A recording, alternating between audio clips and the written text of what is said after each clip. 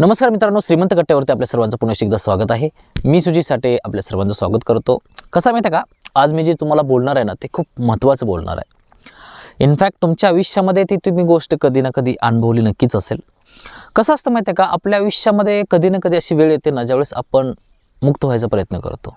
म्हणजे मला आता तो ॲटिट्यूड नको आहे। म्हणजे कधी कधी आपली कान उघडणी होते, कधी कधी आपल्याला आपल्या चुका लक्षात यायला लागतात, आपल्याला आपला अहंकार दिसायला लागतो, आपल्याला आपल्या आयुष्यामध्ये जो काय आपला ॲटिट्यूड असतो ना तो दिसायला लागतो। मग तिथून आपण ठरवतो की मला आता असं जगायचं नाही आहे, मला नम्रतेच्या वाटेवरून चालायचं आहे। आणि ज्यावेळेस मग आपण तो आपला ॲटिट्यूड सोडून देतो ना, मग आपण झिरो होतो। म्हणजे ॲक्च्युअलमध्ये जे आपलं अस्तित्व असतं किंवा जे आपण जगत असतो ना ते एका ॲटिट्यूडवर जगत असतो। म्हणजे आपल्या पाठीमागच्या ज्या काही बॅकग्राऊंड असतं किंवा ज्या पाठीमागच्या सगळ्या गोष्टी असतात ना, त्या गोष्टी आपल्याला एक ताकद देत असतात की तो पण काहीतरी आहे। पण ज्यावेळेस आपण आपला ॲटिट्यूड बाजूला करतो ना त्यावेळेस त्या बाकीच्या सगळ्या गोष्टी पण बाजूला करावं लागतात, मग आपण झिरो होतो। अध्यात्मामध्ये ह्या गोष्टीला खूप व्हॅल्यू आहे। इनफॅक्ट अध्यात्माची सुरुवातच आपली शून्यापासून होत असते किंवा अध्यात्माचं जे गोल आहे ना ते शून्य होण्यासाठीच आहे। ज्यावेळेस आपल्या आयुष्यातला आपला अहंकार, आपला ॲटिट्यूड बाजूला होतो ना त्यावेळेसच आपण नम्र होत असतो। इनफॅक्ट संतांनी पण बऱ्याचशा गोष्टी सांगितलेल्या आहेत की नम्र झाला भूता त्यांनी कोंडिले अनंत। पण ती जी नम्रतेची कास असते ना ते आपल्याला धरता नाही येत। जरी धरली ना तर खूप मग जड व्हायला लागतं बऱ्याचशा गोष्टी, कारण आपल्याला आपलं अस्तित्वच गमावल्यासारखं वाटायला लागतं।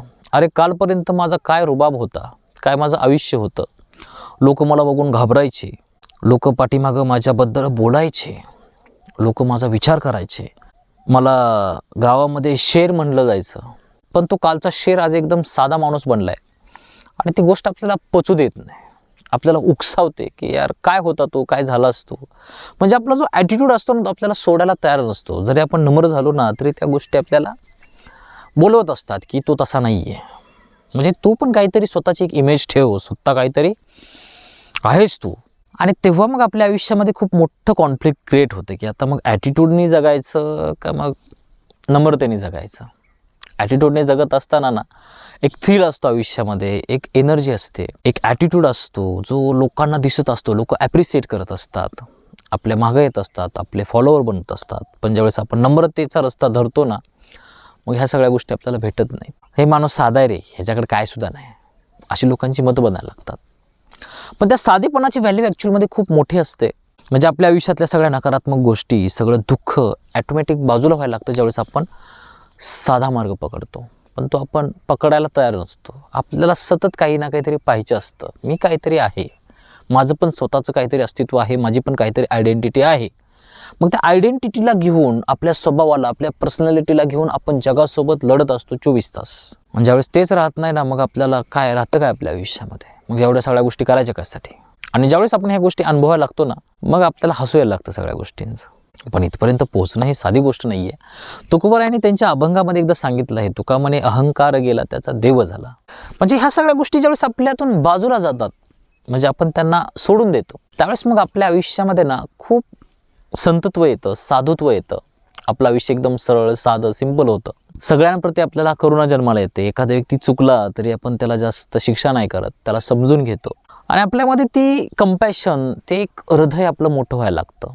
पण ज्यावेळेस आपल्यामध्ये ॲटिट्यूड असतो ना त्यावेळेस मग आपण माफ नाही करत।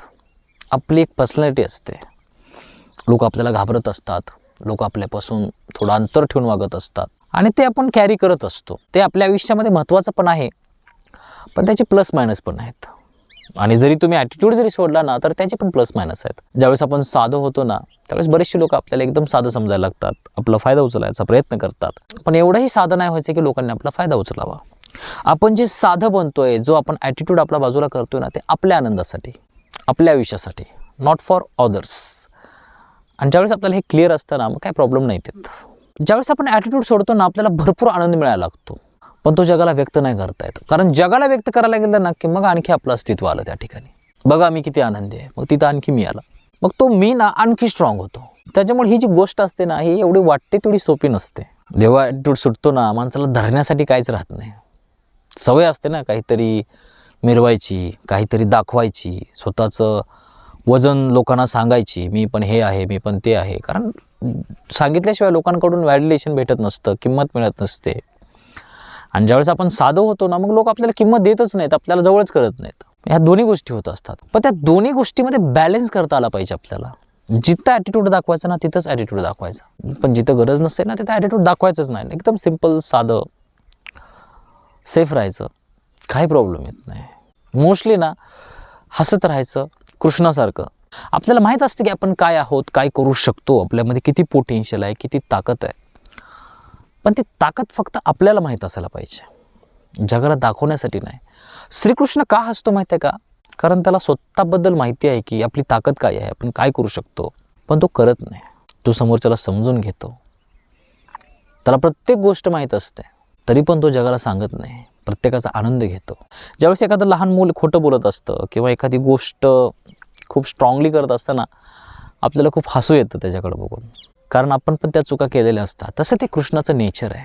ज्यावेळेस जग त्याला बोलतं, त्याच्यासमोर वागतं ना, तो हसतो कंटिन्युअसली.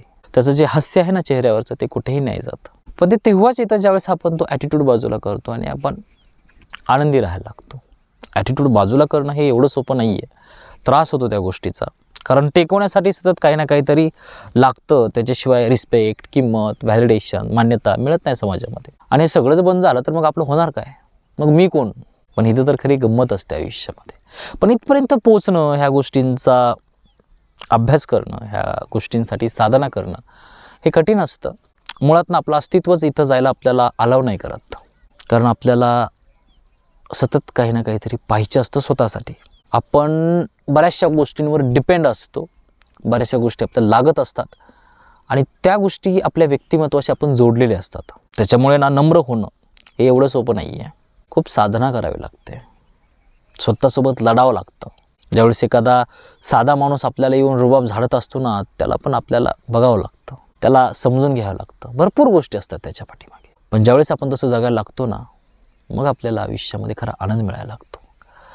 पण तो ॲटिट्यूड आपला सुटला पाहिजे. सोडणं एवढं सोपं नाही आहे, पण ज्या दिवशी तो ॲटिट्यूड आपला निघून जातो ना, मग आपल्याला भरपूर गोष्टी जगायला मिळतात आयुष्यामध्ये. आपण आयुष्याला उपलब्ध त्या क्षणाला होतो. पण आपला जो ॲटिट्यूड असतो ना, तो आपल्याला साधं नाही होऊ देत, नम्र नाही होऊ देत, आयुष्याला भेटू नाही देत. ज्यावेळेस आपण एखाद्या व्यक्तीला भेटायला जरी गेलो ना, आपण आपली पूर्ण पर्सनॅलिटी घेऊन जात असतो. माझं हे, माझं ते, आम्ही हे, आम्ही ते, वगैरे वगैरे भरपूर गोष्टी. मग ते वजन ना आपल्याला जगू नाही देत. आणि ते वजन ज्यावेळेस आपण सगळंच बाजूला करतो ना, मग आपल्याजवळ राहतं काय? मग मी कोण आहे? माझ्या जर मागच्या सगळ्या बाकीच्या गोष्टी सोडल्या ना, तर मग मी कोण आहे? मला जी किंमत मिळते ना, बाकीच्या गोष्टींमुळे मिळते. आणि जर त्या गोष्टी सोडल्या तर मग माझं काय राहिलं? मग त्या मागच्या गोष्टी सोडायला मला त्रास होतो. जेवढं त्यांना घट्ट पकडून ठेवेल ना मी, तेवढं मला भारी वाटायला लागतं. आणि तेच आपल्या आयुष्यामध्ये सगळ्यांसोबत चालू असतं. आपला प्रत्येकाचा एक ॲटिट्यूड असतो, प्रत्येकाची एक पर्सनॅलिटी असते आणि तो जीवापाड व्यक्ती जपत असतो. काही होऊ द्या, आपल्याला कुठून टच नाही झाला पाहिजे. म्हणजे आपल्याला जे काही भेटले आपल्या आयुष्यामध्ये, ते सगळ्या गोष्टी आपल्याला वरच्या लेवलला पाहिजे असतात. म्हणून तर आपल्या आयुष्यामध्ये आपली धावपळ असते, मोठ्या लोकांसोबत भेटणं, मोठ्या लोकांसोबत ओळखी निर्माण करणं, मोठं होणं. कारण जेवढी आपली पर्सनॅलिटी स्ट्रॉंग होत जाते ना, तेवढं मग आपल्याला वाटत असते की आपल्याला समाज ॲक्सेप्ट करेल, आपल्याला प्रेम तेवढं जास्त मिळेल. पण त्याच्यामध्ये ना बऱ्याचशा गोष्टी आपण गमावतो. आपल्याला ॲज इट इज जगता नाही येत. आपण त्याच आविर्भावामध्ये, त्याच दुनियेमध्ये जगायला लागतो. जगाकडे ॲज इट इज नाही बघायला येत आपल्याला. आणि आपला अहंकार, आपला ॲटिट्यूड आपल्याला स्वतःजवळ नाही जाऊ देत. आणि जर आपण स्वतःजवळ नाही गेलो ना, तर आपल्याला स्वतःची ओळख नाही होत. मी ॲक्च्युअलमध्ये कोण आहे? माझं अस्तित्व काय आहे? मी या जगामध्ये का आलो आहे? किंवा भरपूर जे प्रश्न असतात आपले, जे खरे प्रश्न असतात ना, त्याची उत्तर आपल्याला मिळत नाहीत. आणि अध्यात्माची सुरुवात ह्या प्रश्नांनी होत असते, इथूनच होत असते. पण तिथं जायचं म्हणलं ना की आपलं स्वभाव नाही मान्य करत. काय गरज आहे? आपण स्वतःला सोडायला तयार नसतो, खूप स्ट्रॉंगली पकडलेलं असतं आपण. त्याच्यामुळे आपल्या आयुष्यामध्ये आपल्याला दुःख असतं, वेदना असतात, त्रास असतो. पण ज्यावेळेस आपण त्या गोष्टी बाजूला करतो ना, मग दुःख, त्रास, वेदना सगळ्या बाजूला जातात, काही राहत नाही. त्याच्यामुळे ह्या गोष्टी समजून घ्या. आणि जर वाटलं आयुष्यामध्ये तर इम्प्लिमेंट करण्याचा प्रयत्न करा. मध्ये साधा ॲटिट्यूड पण राहू द्या जिथं गरज असेल तिथं, पण अनावश्यक त्याचं वजन 24 तास घेऊन फिरू नका, काय होणार नाही. इनफॅक्ट जेवढा आपण ॲटिट्यूड सोडतो ना, तेवढं लोक आपली व्हॅल्यू आपल्याला जास्त द्यायला लागतात. पण जेवढा आपण लोकांना सांगायला लागतो, दाखवायला लागतो ना, तेवढं लोकांना ते खोटं वाटायला लागत असतं. पण आपण काही सांगत नाही, पण ॲक्च्युअलमध्ये आपण मोठे असतो ना, मग आपली व्हॅल्यू असते त्या ठिकाणी, खूप व्हॅल्यू असते. त्याच्यामुळे स्वतःला भारी बनवा, स्वतःला मोठं बनवा, स्वतःमध्ये एक ताकद तयार करा. जग तुम्हाला खूप प्रेम करेल, एवढं सांगू इच्छितो. आय होप की आज माझ्याकडून तुम्हाला बऱ्यापैकी ऐकायला मिळालं असेल. जर व्हिडिओ आवडला असेल तर व्हिडिओला लाईक करा, शेअर करा. तुमच्या जर काय प्रतिक्रिया असतील तर त्या देखील मला कमेंट बॉक्समध्ये नक्की सांगा. Thank you so much for watching this video. God bless you. Bye.